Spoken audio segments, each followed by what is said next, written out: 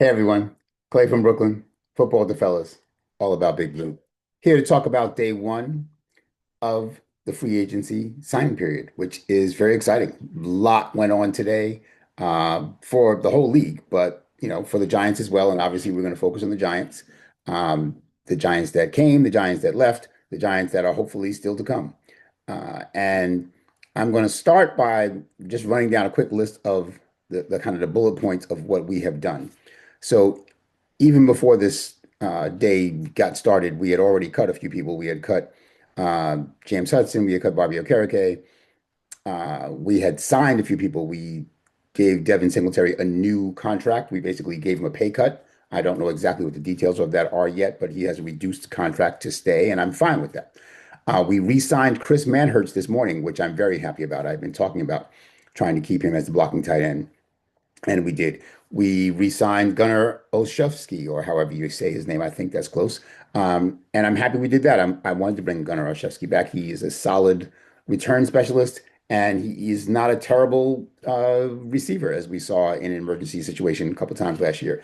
Maybe not the best backup quarterback in the league, but that's a different story. He did throw a touchdown pass, however, but he underthrew what would have been a second touchdown pass. It is what it is. Happy to have him back.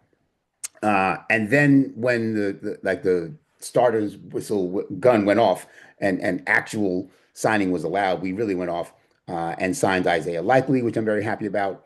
Jordan Stout, Pro Bowl punter, which a lot of people seem to be complaining about the whatever $4 million a year he makes, which is nothing. I'm very happy to have a much better punter now. We cut Jamie Gillen as a result of that. For some reason, we still haven't cut Graham Gano, which makes me nervous, but I'm hoping that's going to come maybe tomorrow. And then we signed Tremaine Edmonds, the inside linebacker from the Bears, and we re-signed Jermaine Illuminor. Those things made me very happy. And then we kind of closed up the day with re-signing Isaiah Hodgins and then signing safety Ardarius Washington away from the Ravens as well. We did lose a few people, most of them to the Titans. We lost Wan'Dale Robinson, we lost Daniel Bellinger, we lost Cordell Flott. I would have loved to have been able to keep all of them, any or all of them, but I'm also not shocked that we lost all of them. I thought for sure we were going to lose Jermaine Illuminor. You've heard me say many times, Illuminor's gone. He's going to Tennessee. So the fact that of that list, the person who I thought was the most important one to keep was Illuminor, and we were able to keep him makes me happy. I'm fine with that.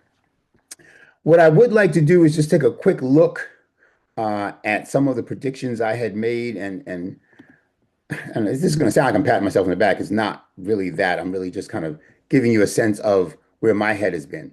Um, so some of these people that I had shown you in an earlier episode, this spreadsheet of what I would like to do and who I'd like to have back, et cetera, what I'd like to offer them, uh, turned out to be, fairly close predictions. One of them was dead on, spot on.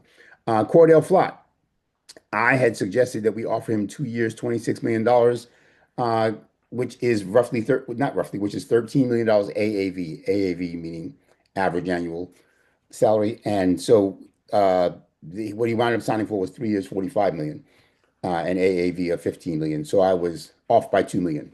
Uh, Jalen Watson, the cornerback from Kansas City, who I really wanted, and I'm really disappointed that we didn't get. I suggested 4 years, $60 million, which is an AAV of 15 million a year. He signed for 3 years, 51 million, which is an AAV of 17 million a year. So I was under by 2 million for him as well. Some of these people haven't signed yet, so I don't have the information on them.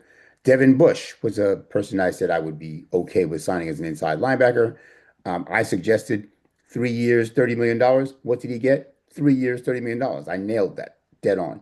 Uh, Again, I nailed it like it was my money. But in any event, my prediction was exactly what he got offered, what he signed for anyway. Then Tremaine Evans, I said I would like to offer him 3 years, 36 million. We got him for 3 years, 30 million. So I was over by 2 million AAV, right? An average of 2 million a year. So I'm thrilled that we got him for even less than I had budgeted for. Um, then there's Jermaine Luminor, who I was saying we should offer him 2 years, 24 million, which is 12 million a year. He signed for 3 years, 39 million, which is 13 million a year. I was under by a million. More than fine with that. You may have remembered me saying that I would be willing to go up to 15 or 16 million. I didn't want to go up to 20 million for him though. So very happy for what we signed him for and thrilled that we kept him. Tyler Linderbaum, no one saw this coming. I suggested 4 years, $72 million as like my ceiling. That's 18 million a year. I was like, I really don't even want to pay that much, but I'm sure we'll have to pay at least that much. I was trying not to spend $20 million a year, and then the Raiders blew everybody out of the water, giving him $27 million a year, which is insane. I read somewhere that the largest gap now, percentage-wise, between the highest paid player at a position and the second highest paid player is Tyler Linderbaum at center. The second highest center, I think, makes $20 million a year. That's, I believe, Creed Humphrey for the Chiefs, who is a much better center. So now the biggest gap is at center, and you know that the quarterbacks and wide receivers and edge rushers are all licking their chops saying, well, that ain't gonna last. Anyway, so I was way off on that one, but I'm sure, you'll forgive me for that. I didn't want him for anywhere near $27 million a year. Daniel Bellinger, I suggested 2 years, 18 million. He got, which is 9 million a year. He got 3 years, 24 million. So I was off by a million a year for him. And Wan'Dale Robinson got, I think, way overpaid. Again, God bless him. Happy for you. I'm sure your family is thrilled. I suggested 2 years, 18 million, 9 million a year, which, I didn't think he'd sign for, but that's about as far as I was willing to go for him. He wound up with 4 years, 78 million, which is $19.5 million a year. So I was off by basically half. He made $10.5 million a year more than I was going to allow for him.